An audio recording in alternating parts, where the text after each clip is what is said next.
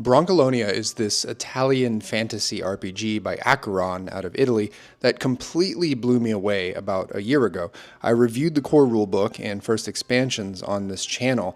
The rule set is based on D&D 5e, which I know isn't everyone's preference around here, but what struck me most was how completely the creators were able to embrace the theme of the setting, a sort of specific subgenre of film and literature in Italy where the protagonists are unheroic and roguish. Picaresque is a nice word for it, and it's not just a tradition in Italian culture, but Brancalonia really embraces a fantasy alternate history version of Dark Ages Italy. The creators styled this pastiche of classic literature, film, and other sources as spaghetti fantasy.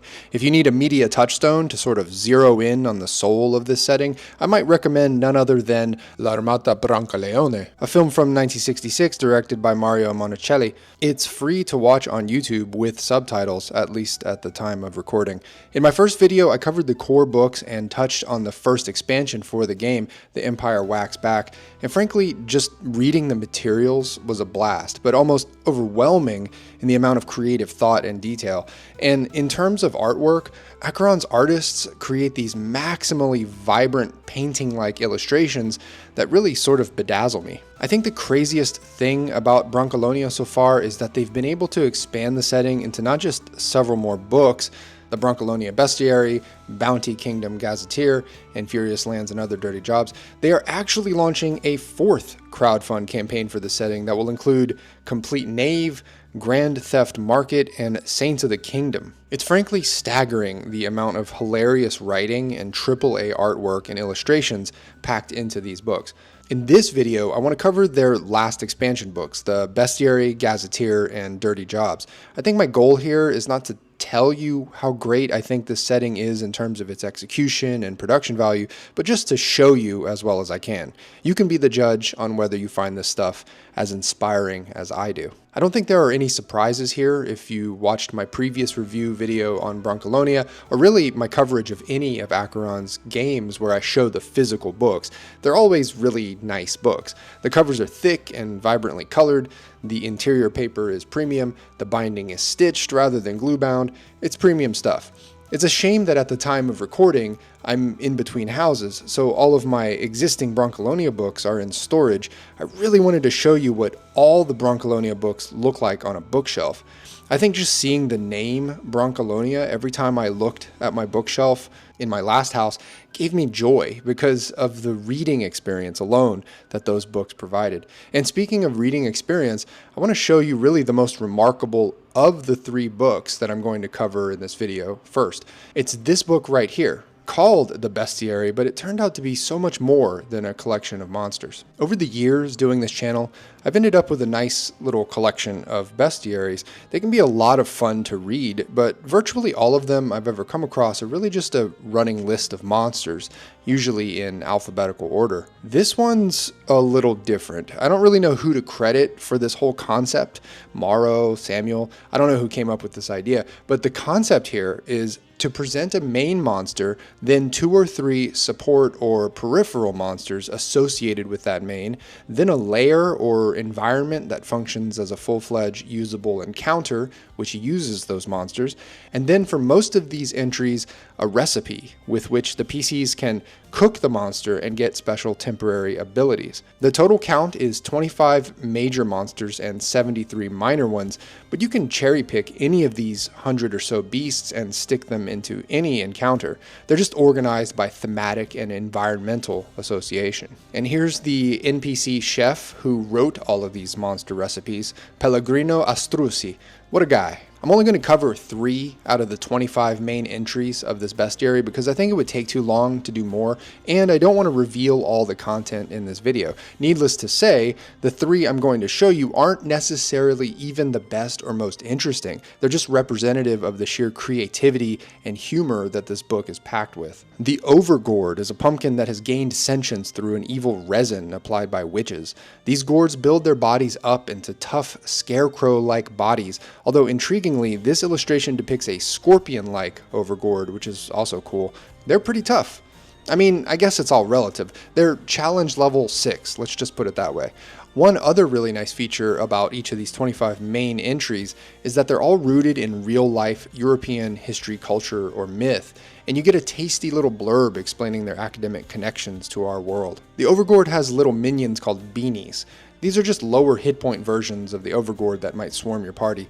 There's a more fragrant version of the beanie called the Turdling, which is deliberately made by the Overgords using the same evil resin, but spread on agricultural fertilizer. They shape the excrement into little soldiers who are tasked with fighting on their behalf. Once again, we glimpse upon the very soul of Brancalonia right here, and it's a beautiful thing to behold. You have the Pumpkin Cultist, which might be better termed a thrall or a servant. They're just diseased farmer yokels who worship the Overgords and do their bidding. This Overgord entry, like most of them in the book, comes with an area map that can be used to set up encounters. And there are a few hooks to actually cram some Overgords and Turdlings onto your table. Finally, there is a recipe for this entry, in this case, an Overgord loaf. I'm actually a little unclear if this is a real recipe or not. Obviously, you'd have to substitute monster ingredients with real food. If these are real recipes, then the notion of actually preparing one of these dishes before a session and then serving them to players after they defeat a monster is one of the coolest ideas in RPGs. I think this concept has been played out before, but not quite like this, integrated directly into the bestiary itself. Anyway, each of these recipes, gameplay-wise, really just boils down to a few things that you can summarize into a short list of bullet points. You have the required ingredients, the optional attribute check on whether or not your character can actually prepare it. Then there is a special effect that happens to your character if they eat the prepared dish. In the case of eating Overgord loaf, you gain dark vision for 24 hours. And finally, maybe most importantly, the adverse effect. For this evil bread, there is a chance that you will get caught up obsessively counting grains of rice or blades of grass or whatever is around you. Honestly, a lot of these adverse effects listed in these recipes seem prohibitively punishing. The Encyclopean is a giant cyclops obsessed with maintaining a personal library and poring over ancient tomes. Their personal libraries, usually set up in old lighthouses or other cylindrical structures, are called encyclopedias, of course. They don't like sharing their knowledge with humans, and they don't like violence. Actually, they don't like violence, but their stat block is filled with combat abilities. This is not the fault of the creators, but rather an inherent feature of the D&D 5e, or really any D&D rule set. Anyway, you also get these smaller man-sized cyclops called Brontes. They act as servants to the Encyclopeans, although they themselves are not that into books and knowledge. They use these fire-breathing dogs called gravehounds to help maintain security in those vast libraries.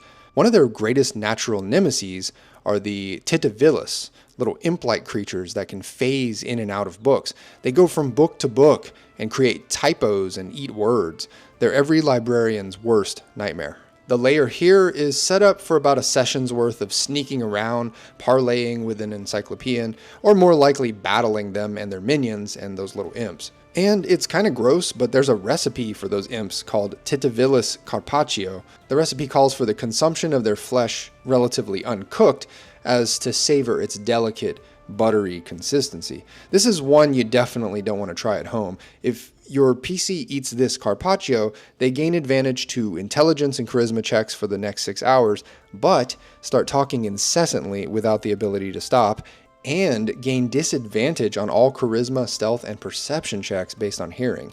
And they gain 1 level of exhaustion. The last entry that I wanted to show you is the Horrible Goose, a massive beast found near the gates to Inferno. By the way, Inferno is a whole 5e setting that Acheron published, which I reviewed on this channel, so that's a fun little connection there. This Horrible Goose is a boss level monster. All your bog standard layer actions, 6 heads, and an average of 252 hit points.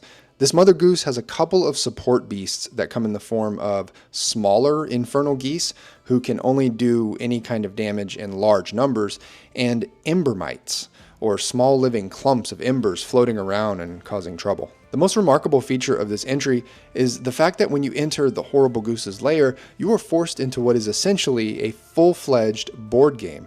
This is inspired by the royal game of the goose, created in Italy around the 15th century and considered to be the first modern board game. There are rules for movement, and your character could very well die here, which is fun. Eating prepared roast infernal goose will give you the ability to emit a line of fire 30 feet long and 5 feet wide from an orifice of your choice. Did I mention I love this setting? The only drawback to eating this stuff is that you might get a stomach cramp and pick up 1 level of exhaustion. But yeah, that's just scratching the surface of this bestiary. It's really an evolution in monster compendiums, breaking out of the sort of oppressive mold of just listing monsters in alphabetical order and vaguely suggesting how any of them might be related or associated with one another. I think I would recommend this book second only to the core Brancalonia setting book if you were thinking about taking a dive into this world. Interestingly, I think depending on the setting you're running, you could use this bestiary in a lot of places outside of the Brancalonia setting. This is especially the case if you're running Apocalypse by Acheron, but also more far-flung settings in the 5e ecosystem.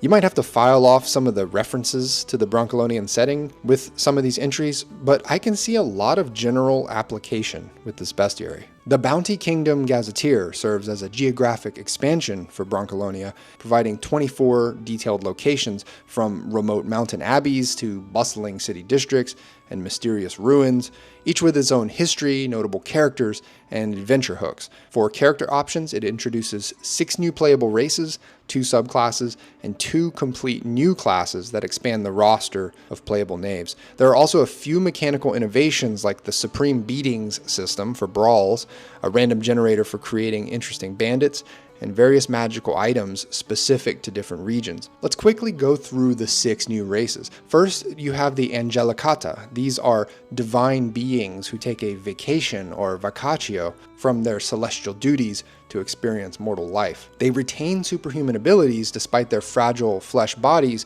including heavenly traits like celestial wings or blessing powers. If an Angelicata commits unjustified cruelty, they are barred from returning to the Eternal Father's table, becoming mortal. This is a great setup for some high drama at the table. Tradelings are fey children who were swapped with human babies through deals between mortal families and fairy folk.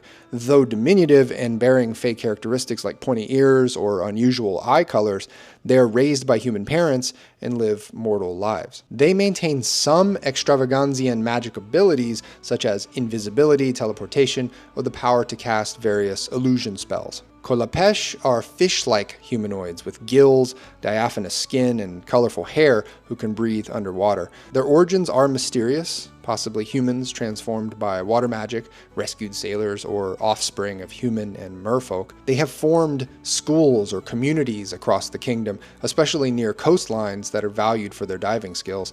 Honestly, I don't find this race to be particularly distinct. If I were to play or run a campaign with Kolapesh characters, I'd probably homebrew a few features that made these folks more like the mer people from Luca, because that would be hilarious.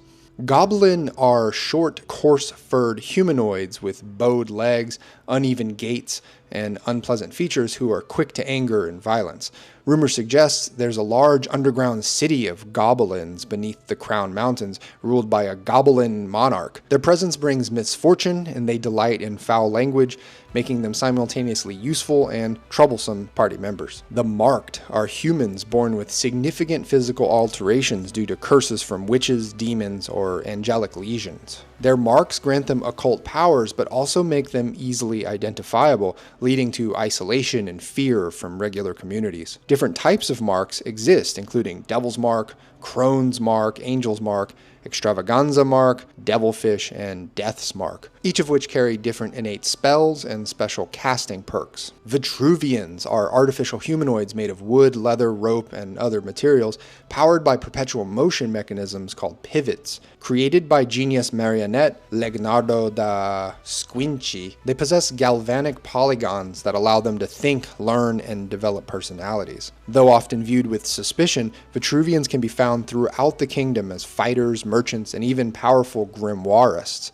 I think the most interesting aspect of them is the fact that they were all mass-produced by a single NPC, Leonardo. You could squeeze out some very interesting storylines from that. There are two new subclasses introduced in the book. The first is the Bing Yonders, necromancers who use a bingo-like game called Zombingo to randomly summon undead servants. When using their Cup of the Dead, they draw numbers corresponding to different undead creatures on their dark table, following the oath Quem Piscaris Piscaris. You get what you get. As they advance, Bing Yonders gain access to more powerful undead creatures like Necrotar, Morgant Ghoul, and Tonguestone. Tarantulates are warriors who were bitten by poisonous wolf spiders called Atarantulas as children, giving them the ability to enter a trance-like rage. When raging, they become agile but unpredictable fighters who crouch, lunge, kick, and flail in a vortex of violence. Their wild dance table determines random effects when they roll a 1 on attack rolls,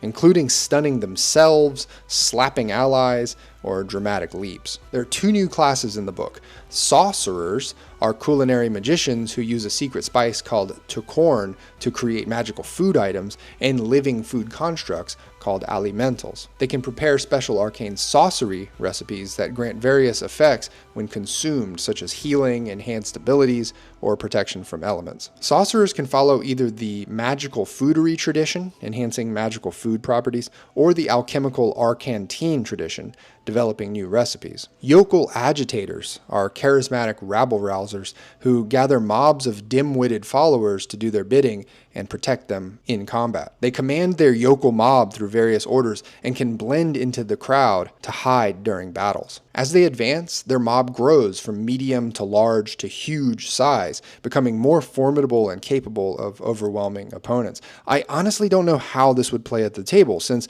it might sort of rob the spotlight from everyone and hijack the fiction a little bit, but I sure would like to see it played out once, just to see what happens. The sort of main attraction in this book is the 24 famous landmarks. It's a dizzying amount of new locations to explore in the setting. Let's go through just the first 10 of these so that you can get an idea of the relative scope of each entry, as well as the creativity and artwork involved. The first is the Sacra of St. Hassel, a cloud-shrouded abbey atop Mount Pirgirione, accessible via a 5,000-step staircase with 7 tombs testing pilgrims. Each tomb tests visitors against one of the 7 weaknesses, gluttony, greed, envy, sloth, lust, wrath, and pride, to determine if they're worthy. At the summit stands a majestic white marble cathedral where Archangel Hassel welcomes those who pass all the tests. The Diecitiere are 6 remaining towns built on a precarious shoreline with houses that seem to defy physics and gravity. Each town has its own character, from Monterospo, with its Colapesh community, to Rio Confesso, known as the Marked Town. The towns are characterized by tight alleys, rain-drenched arches, iron cages for unwelcome visitors, and an overall unwelcoming atmosphere, including the unsavory assassins Pine Nut and Basil. The Grand Tree is a massive beech tree that serves as a refuge for young nobles fleeing family feuds and responsibilities. Those joining the Rampart community must carve an effigy of their family into a branch, then burn it while singing a mocking song, and then eat a snail. The tree's origins date back to Queen Margarisa de Avoha's Purge Decree, when nobles took refuge in trees to avoid being killed. You gotta love the depth of the fantasy culture being expressed here. The Grandagio Villas are opulent lakeside residences around Lake Como, owned by the wealthy and powerful from various kingdoms. Among these is Barbanello the White's villa, a target for thieves due to its valuable contents and the owner's frequent absence. The villa is protected by various traps and guardians, including a bavilisk, leaf lions, and Sterlin, a loyal non-existent gardener. Borgo Amarostico is a small hamlet known for bitter cherries and an annual human chess match filled with backstabbing and rivalries. The village becomes embroiled in drama when the legendary Cold Cutters are hired to protect it from alleged bandits. The situation involves a love triangle between 3 NPCs, and needless to say, it gets really messy. Bacareto is a bustling district in Vortiga filled with workshops, taverns, and dangerous streets, where thieves abound after dark. Notable locations include the Phoenix Theater, Cubicle Khan's exotic goods store, and the Gondolier Guild with its green facade. During the Red Carnival, everyone wears masks, making conflicts more likely and consequences less predictable. The Diluvium is a marshy delta region where the river Fossa forms floating islets called hearts that constantly shift position. Points of interest include a bridge to nowhere, a batty cave, a snake tree, and the hermit's hut of former paladin Messer Pons Bracospino. Bonomia is a city filled with towers built by scholars, home to the Bona Mater of Studies, the oldest university in the kingdom. The city has a rule that academic disputes must be resolved with fisticuffs rather than magic, though professors often ignore this rule. Notable locations include Taunton the Black's Monument, Uberto Eco's study, and the Bookdagon Library, guarded by the fearsome brawler Nani Viperetti. Cuca, also known as Toyland, is a city specializing in magical toys and wonders, surrounded by a landscape of pasta trees and grappa rivers. This is pretty much the most Brancalonian entry in the entire book, and it's why I love this setting so much. The city hosts a year-round fair featuring games, decorated streets, and merchants selling marvelous items. Visitors must undergo badger registration to leave behind their troubles before entering, and the city is reportedly ruled by mysterious old fogies. The Tower of Gisa is a leaning tower built entirely of cast iron by mad architect Bertino Marcodoro, who made a deal with the devil to live forever. The tower's 8 floors are filled with traps, animated armor, flying swords, and other dangers, culminating in a confrontation with, well, I shouldn't spoil it. Alright, now just imagine 14 more of these locations, and you've gotten yourself the Bounty Kingdom Gazetteer. I think my biggest takeaway is that it just fleshes out a world that at first I thought was kind of a one-off joke. The setting is definitely very jokey, but there are plenty of moments in this book in particular where it takes on a historical flavor that's almost plausible. Furious Lands and Other Dirty Jobs is a 148-page campaign book that contains 2 big campaigns and 5 smaller ones. In this video, I kind of want to show you the setup for the 2 bigger campaigns, what I think are the best aspects, and maybe where GMs and players might run into some issues. Furious Lands is a campaign based on a series of adventures originally created in improvised playtesting. You and the other PCs are friends and aides of Vicoludo Arrosto, and you've been called upon to help set up and run a midwinter festival. Your main adversary is Brunello, a character intent on ruining the party and punishing the host and guests. The campaign follows your attempts to uncover and thwart his plans, which involve strange events and locations. Things I liked. This campaign offers a heavy dose of surrealism and extravaganza, really showing off one of the unique flavors of the setting. It provides opportunities for varied gameplay, starting with party management and investigation, moving through travel and mystery, and then involving exploration of a fantastical landscape. This campaign's origin as improvised playtesting means it has a flexible structure that a GM can adapt, hopefully with the result of incorporating player actions and creativity. Biggest possible problems: some scenes or objectives might require a specific approach or solution, like finding clues about Brunello's name or using extravaganza, which could feel restrictive for obvious reasons. For example, there's mention of needing a correct ending for part 1 to ensure later sections run smoothly, which could lead to GM pressure to steer players towards a particular outcome. And the surreal and illogical nature of extravaganza in certain locations might be challenging for players who prefer clear rules and more predictable environments.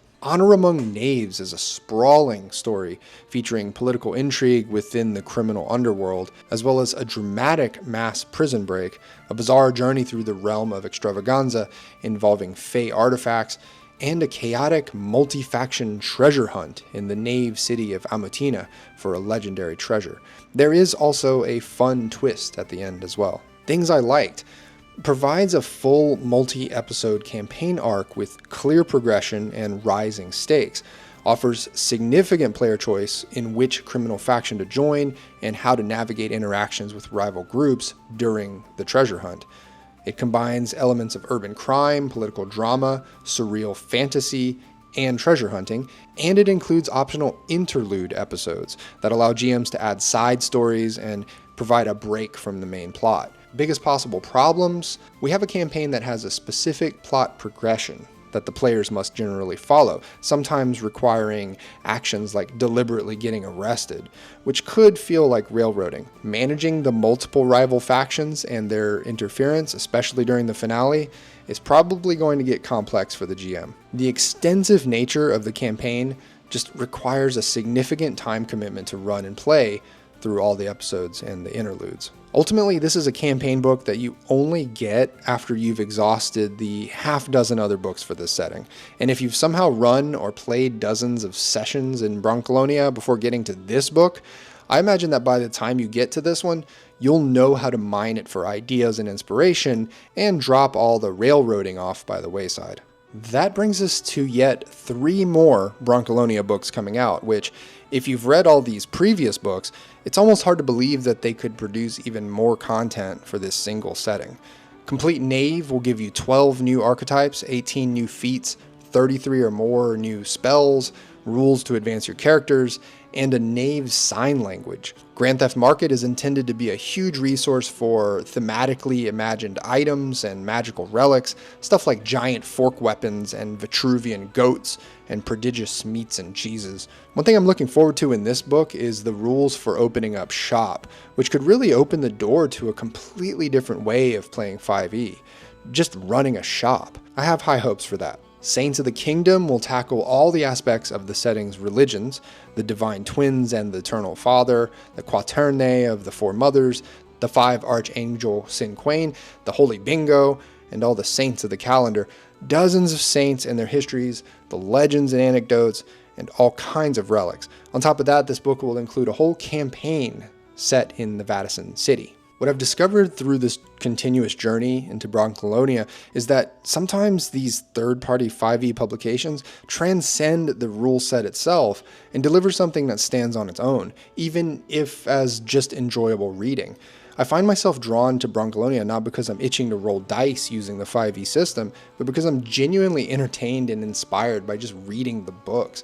There's an infectious joy in the maximalist approach here, and you can practically feel the glow of the creator's passion through these pages. And that passion means that these folks are committed to this setting, for better or worse. I think after this latest Kickstarter, the setting will be comprised of something like 10 books and a stack of shorter publications. Anyway, I've gone on long enough. I'd love to hear your thoughts on Brancalonia and if you've gotten it to your table. Links for everything are down below. Thanks as always for watching. I'll see ya.